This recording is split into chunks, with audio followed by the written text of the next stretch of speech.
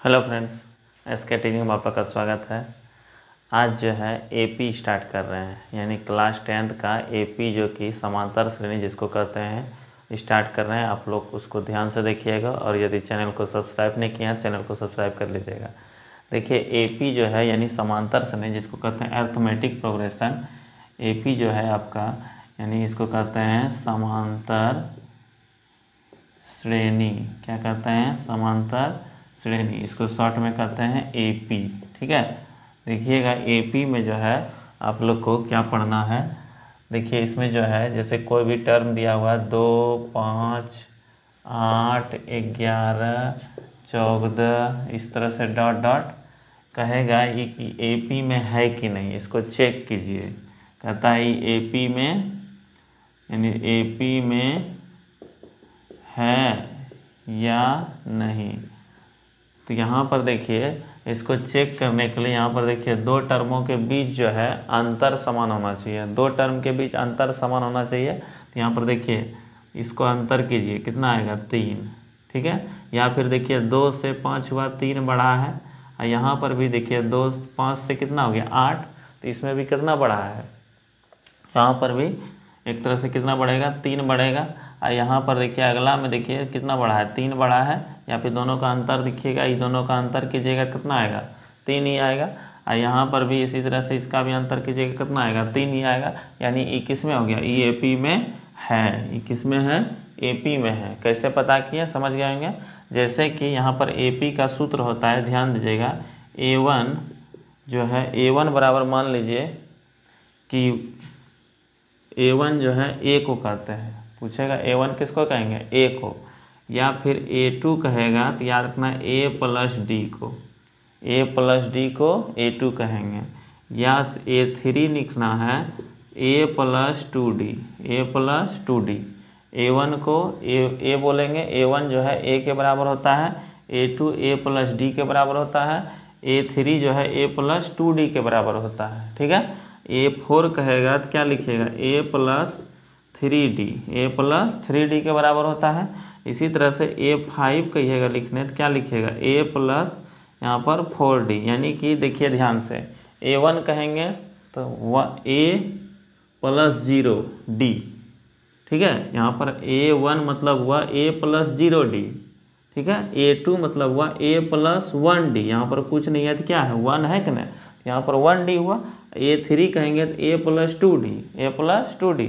और A4 कहेंगे तो A प्लस कितना हो गया? यहाँ पर 3D एक कम हो रहा है, यहाँ पर 4 है तो यहाँ पर 3 आ गया है।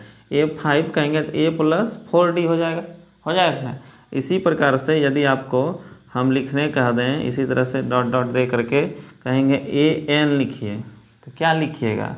यहाँ पर A प्लस, यहाँ पर देखिए A5 का मतलब क्या हुआ? A प्लस, इसको देखिए 4D है, यहाँ 4D को लिख सकते हैं यहाँ पर कि एक तरह से 5 - 1 इंटू डी। यानी कि यहाँ पर हल कीजिएगा 4, 5 में से एक जाएगा कितना आएगा? 4D। यहाँ पर देखिए A5 को क्या लिखे हैं? A5 बराबर A प्लस 4D लिखिए, या फिर A5 बराबर A प्लस 5 - 1 इंटू डी लिख सकते हैं कि नहीं? यहाँ पर दोनों का मतलब एक ही हुआ।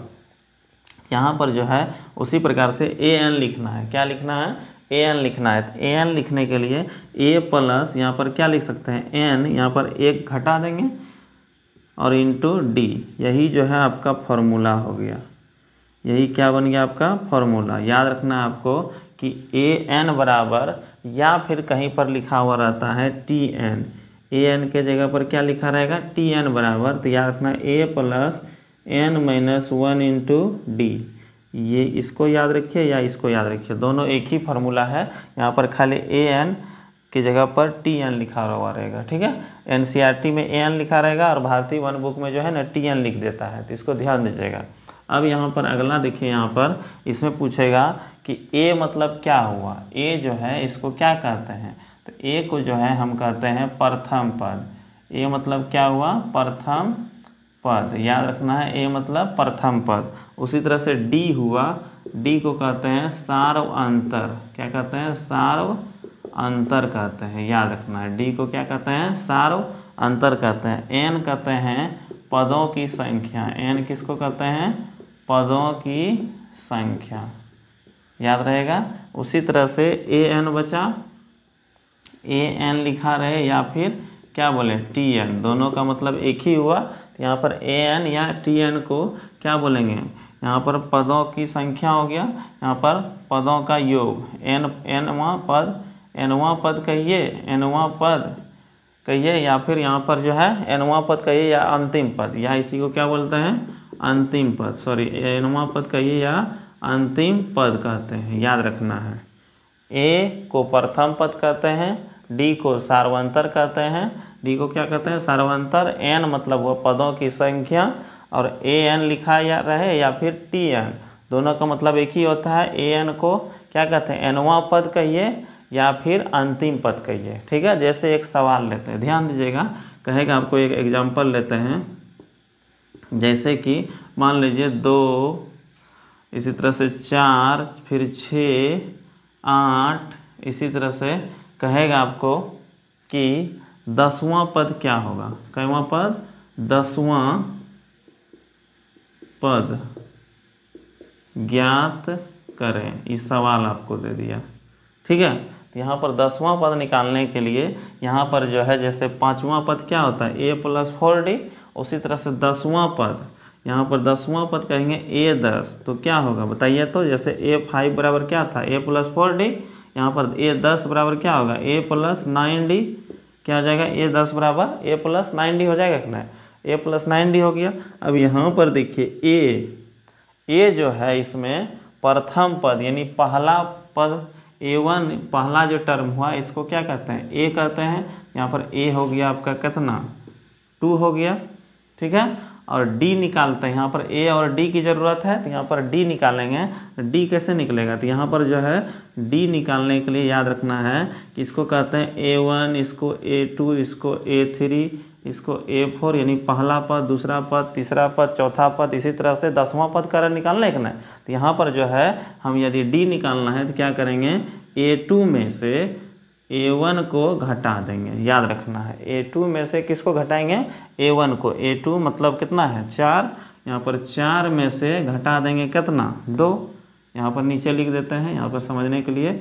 यहाँ पर 4 में से 2 घटा देंगे तो कितना बचेगा 2, यानी d बराबर कितना आ गया आपका, d बराबर कितना आया यहाँ पर 2 आ गया, d बराबर कितना आया 2, और a बराबर कितना आया है 2, दोनों का मतलब 2, दोनों 2 2 आया है। तो यहाँ पर a का मान कितना रख देंगे, यहाँ पर रख दीजिए a का मान कितना है आपका 2, और 9 गुना d का मान भी 2, इस तरह से कितना आ जाएगा 2 और प्लस 9 दूना 18, 18 2 कितना होता है 20, इस तरह से 20 हो जाएगा। a10 यानी 10वां पद कितना होगा 20 हो जाएगा, इस तरह से समझ गए होंगे।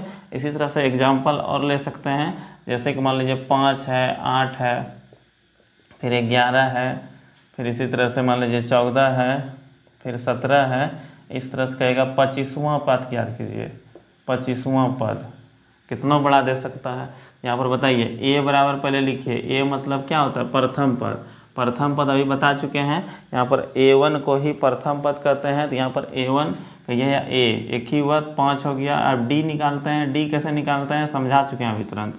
d जो है निकालने के लिए क्या बताएं, इसमें इसको घटा दीजिएगा, यहाँ पर बार बार लिखना जरूरी नहीं है। a2 - a1 को कीजिएगा, या a3 - a2 कर सकते हैं, या a4 - a3 भी कर सकते हैं, किसी को 2 को घटाइएगा।